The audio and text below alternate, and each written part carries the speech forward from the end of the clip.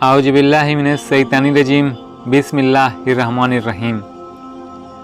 दोस्तों, आखिर हुजूर सल्लल्लाहु अलैहि वसल्लम एक बार अबू जहल के घर क्यों गए? अस्सलामु अलैकुम मेरे मोहतरम अजीज दोस्तों, उम्मीद करता हूँ आप सब खैरियत से होंगे इंशाअल्लाह। दोस्तों, आज मैं आपकी खिदमत में एक बहुत ही खूबसूरत वाक़या लेकर आया हूँ। उम्मीद करता हूँ आपको ये वाक़या पसंद आएगा। दोस्तों, आपसे गुजारिश है कि वीडियो को आखिर तक ज़रूर देखें। लेकिन दोस्तों, उससे पहले एक और दुआ है कि शायद आपको पता भी होगा, इजराइल जो यहूदियों का देश है, वो इस्लामिक मुल्क फ़िलिस्तीन पर जुल्म ढा रहे हैं और उन्हें मार रहे हैं। तो मेरी अल्लाह पाक से दुआ है कि अल्लाह तबारक व ताला वहाँ के लोगों और मस्जिद अक्सा की हिफाजत फरमाएं, आमीन। दोस्तों, आप सब भी फ़िलिस्तीन के लोगों के लिए दुआ ज़रूर कीजिएगा। तो चलिए दोस्तों, बिना देर किए हुए अब वीडियो को करते हैं शुरू। मोहतरम दोस्तों, बनु अरास कबीले का एक शख्स नबी करीम सल्लल्लाहु अलैहि वसल्लम के पास आया और आकर खुद क्या कहता है सुनिए जरा। वह कहता है कि मैं एक छोटा सा बिजनेसमैन था। मैं 2-3 जानवर खरीदकर थोड़ा सा नफ़ा कमाकर उन्हें बेच देता था। एक दफ़ा बनु अरास से मक्के में आया और मैंने शोर सुना कि यहाँ पर एक जादूगर रहता है, माजल्लाह। उसके नज़दीक कोई न जाए तो मैंने सोचा कि मैं नहीं जाऊँगा उसके पास। फिर मैंने अपने 2 जानवर जो मेरे पास थे, 2 ऊँट वो अबू जहल के हाथों बेच दिया। लेकिन जब मैं उसे दे दिए तो वह कहता है कि पैसे कल ले लेना।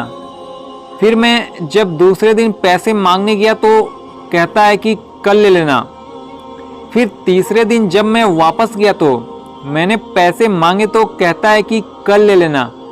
मैंने कहा, यार मैं बहुत गरीब बंदा हूँ और मेरे पास घर जाने का किराया भी नहीं है, इसलिए 3 दिन से सड़क पर सो रहा हूँ। तो मुझे कहने लगा कि जा किसी और से ले ले, मैं नहीं देता।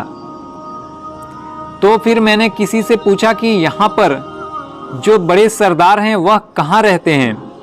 तो उन्होंने बताया कि काबे के साथ जो ये छोटी छोटी टोलियाँ बनी हुई है, ये सारे सरदार बैठे हैं। तो फिर मैं गया तो सारे सरदार वहाँ बैठे थे। तो मैंने जिससे बात की उसका नाम अबू लहब था। तो मैंने उससे कहा कि एक शख्स वो मेरे पैसे नहीं दे रहा है, मैंने उसे जानवर दिए। तो कहने लगा कि कौन है जिसकी जुर्रत की हमारे होते हुए वो पैसे ना दे। तो मैंने नाम बताया कि उसका नाम अबू जहल है।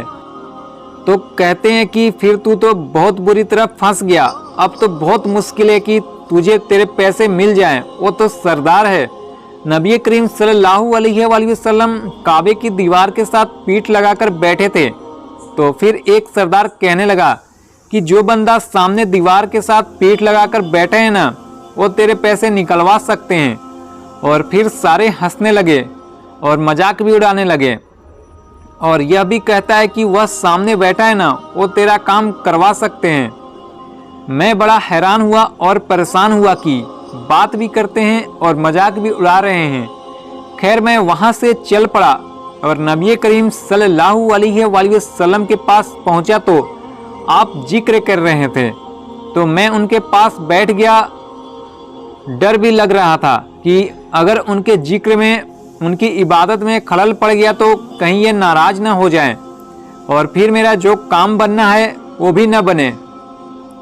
लेकिन प्यारे नबी सल्लल्लाहु अलैहि वसल्लम ने जैसे ही मुझे देखा तो फौरन मेरी बात सुनने के लिए मेरी तरफ मुखातिब हुए और प्यारे नबी सल्लल्लाहु अलैहि वसल्लम 2 जुमले बोले, जिसके बाद मुझे यूं लगा कि जैसे मुझे बिछड़ी हुई माँ मिल गई।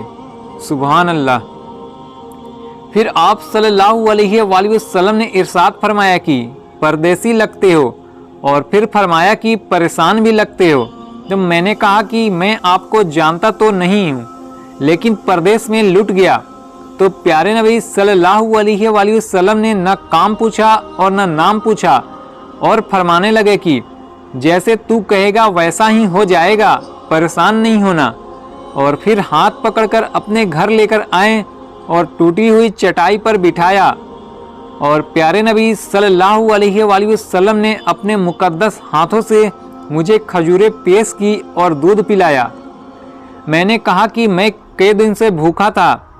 फिर जब मैंने तसल्ली से खा लिया तो प्यारे नबी सल्लल्लाहु अलैहि वसल्लम फरमाने लगे कि बताओ अब क्या काम है।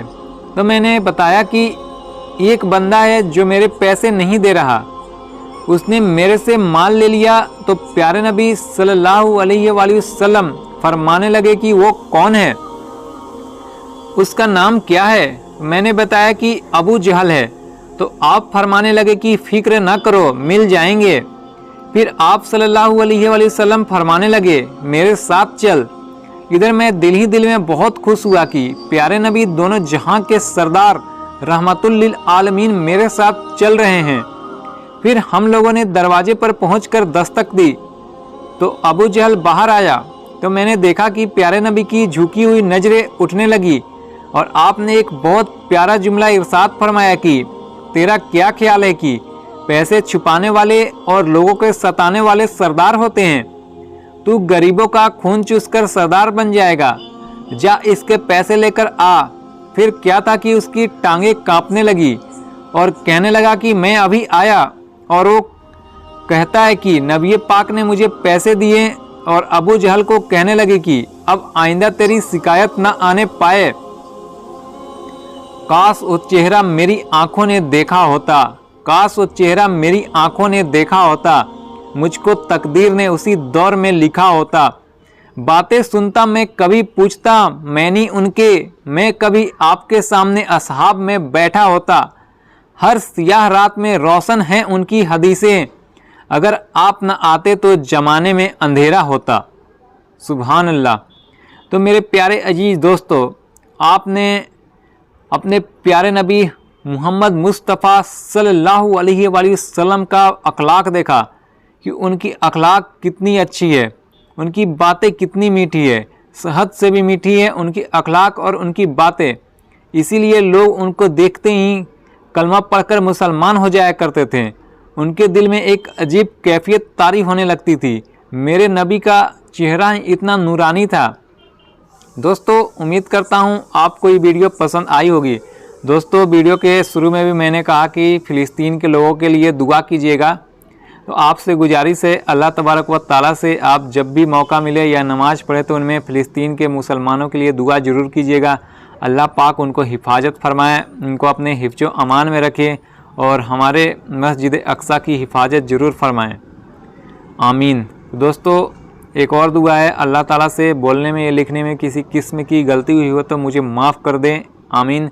मिलते हैं फिर इसी तरह की वीडियो के साथ, तब तक के लिए खुदा हाफिज़।